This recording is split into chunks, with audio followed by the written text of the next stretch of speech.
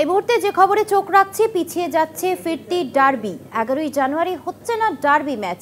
গঙ্গাসাগরের জন্য পর্যাপ্ত পুলিশ মোতায়েন সম্ভব নয়। এই মুহূর্তে যে খবরে চোখ রাখছি, পিছিয়ে যাচ্ছে ফিরতি ডার্বি। 11ই জানুয়ারি হচ্ছে না ডার্বি ম্যাচ।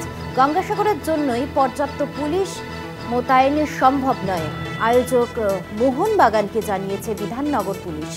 আপনাদের আরও একবার জানিয়ে রাখি, পিছিয়ে যাচ্ছে ফিরতি ডার্বি। 11ই জানুয়ারি হচ্ছে না ডার্বি ম্যাচ।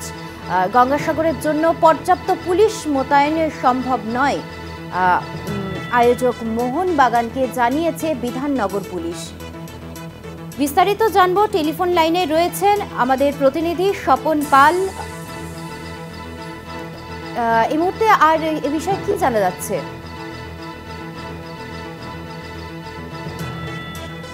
পিছিয়ে যাচ্ছে ফিরতি ডার্বি। 11ই জানুয়ারি হচ্ছে না ডার্বি ম্যাচ। গঙ্গাসাগরের জন্যই পর্যাপ্ত পুলিশ মোতায়েন সম্ভব নয়, এমনটাই জানালো বিধাননগর পুলিশ। বিস্তারিত জানবো, টেলিফোন লাইনে রয়েছেন আমাদের প্রতিনিধি স্বপন পাল। এই বিষয়ে আর কি কি তথ্য রয়েছে আপনার কাছে?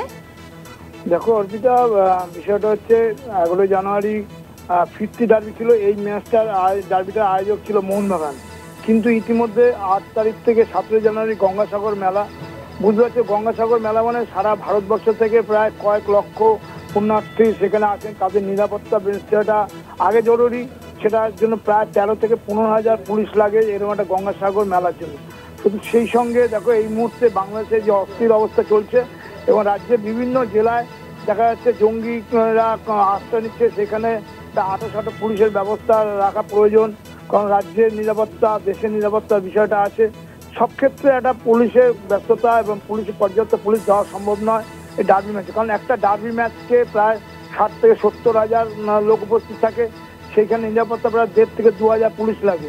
শুধু পুলিশ লাগে না, তার জন্য কয়েকদিন আগে থেকে আয়োজন করতে হয় ডার্বি ম্যাচে পুলিশের বিধাননগর পুলিশ কমিশনারেটকে। সুতরাং এই ব্যবস্থাগুলির মধ্যে যে পুলিশের নিরাপত্তা দেওয়া সম্ভব না, সেটা রাজ্যের ক্রীড়ামন্ত্রী ক্রীড়া দপ্তরের আগেই জানিয়ে দেওয়া হয়েছিল মোহনবাগান কর্তৃপক্ষকে, এবং কয়েকদিন আগে বিধাননগর কমিশনারেটের পক্ষ থেকে মোহনবাগানকে জানিয়ে দেওয়া হয়েছে যে 11 জানুয়ারি পুলিশের নিরাপত্তা দেওয়া সম্ভব নয়। সেই কারণে যে এখন পিছিয়ে যাচ্ছে যে যুবভারতীতে 11 তারিখে ডার্বি ম্যাচ।